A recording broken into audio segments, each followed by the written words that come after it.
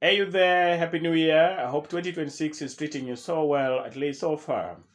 Now, I want to talk to you about something very interesting here, something very important, especially to teachers of English who are going out there to teach our students now that schools have resumed for first term 2026. Now, this has to do with the pronunciation of verbs that end in ed, that is ed, in their past tense. Okay, pronunciation of verbs ending in ed in their past tense. So the thing here is these verbs have three different ways of pronouncing them. Three different ways of pronouncing verbs that end in ed. And the first one is sound to. The second one is sound do. And the third one is sound id. Okay, so I want to zero in on each sound and give examples of those verbs so that you know them and you do not struggle when you want to teach or maybe you just want to speak English. Okay, so let's focus on the first one, that is to. So sound to in verbs ending in ed comes about when the verb ends in a voiceless, okay, voiceless consonant, when it ends in a voiceless consonant. And when we talk about voiceless or voiced, there's something maybe I explained here before we go any deeper. When you say a sound is voiceless, what do you mean is there are no vibrations when you pronounce it. Like when you say it, you put your finger here, right here. This is what you call a voice box or larynx. Okay, and when you put your finger there and try to say the sound, either you will feel the vibrations or you will not.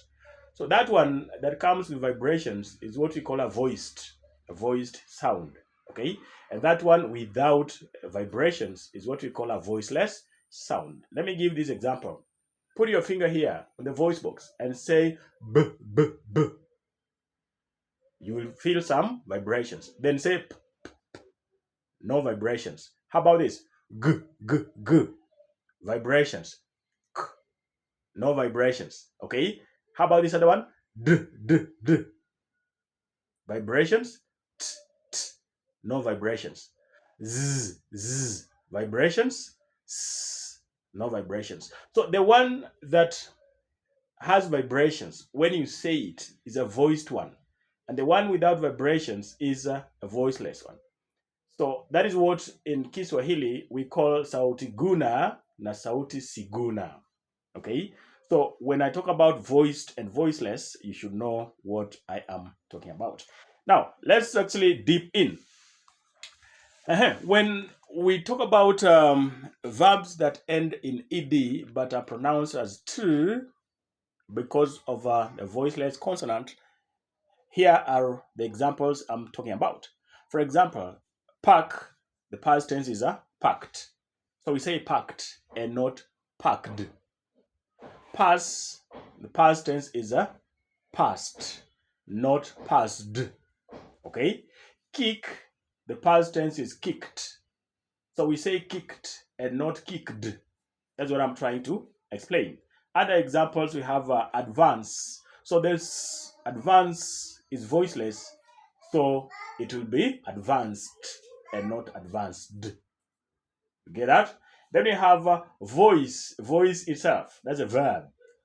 Then voiced, voiced, not voiced. You understand? Then we have work, worked, priced, talk about sacked, pronounced, announced, impoverished. Okay, not impoverished. Then you talk about financed, financed, not financed. Talk about fished, fished, not fished. Get that? Finished, finished, not finished. Those are some examples that I prepared to explain this concept here, but you can go on and on giving more examples. So the rule here is when the verb ends in a voiceless consonant, then you give it a t. So if you're a teacher of English and you pronounce this as picked as passed, as worked, as worked or kicked, then you've been actually pronouncing it wrong, but I'll get it right from Sayunaram, of course, a courtesy of a podcast Kizungu with Sayunaram. Then we have the second one, the do. So the do occurs when a verb ends in a voiced consonant or a vowel. When a verb ends in a voiced consonant or a vowel, then we give it a do. Examples are here.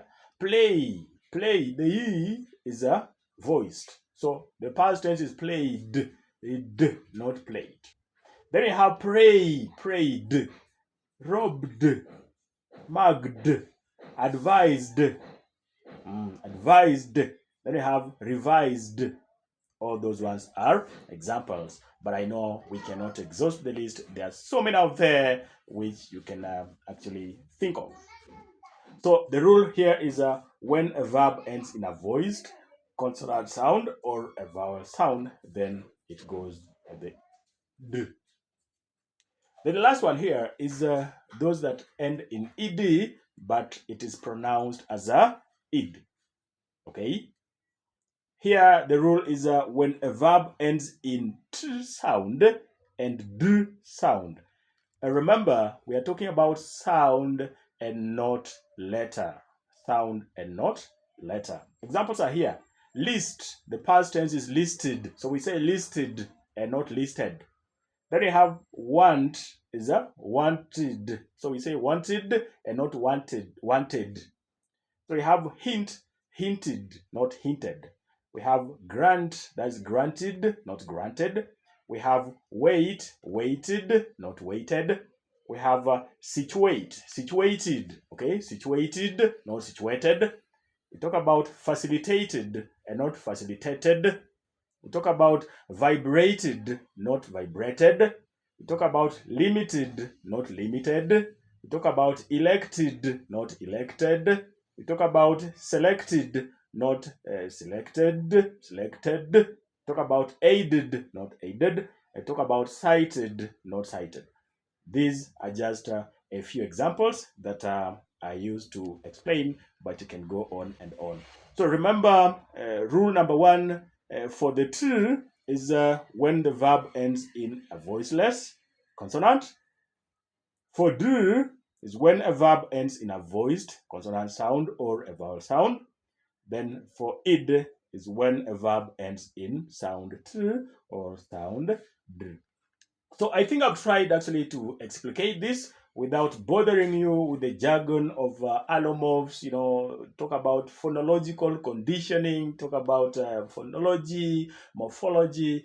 These ones are words actually only familiar to students of linguistics. But I think I've tried to explain the concept to you so that when you want to now speak, you know how to go about the verbs that end in ed in the past tense and how they are pronounced.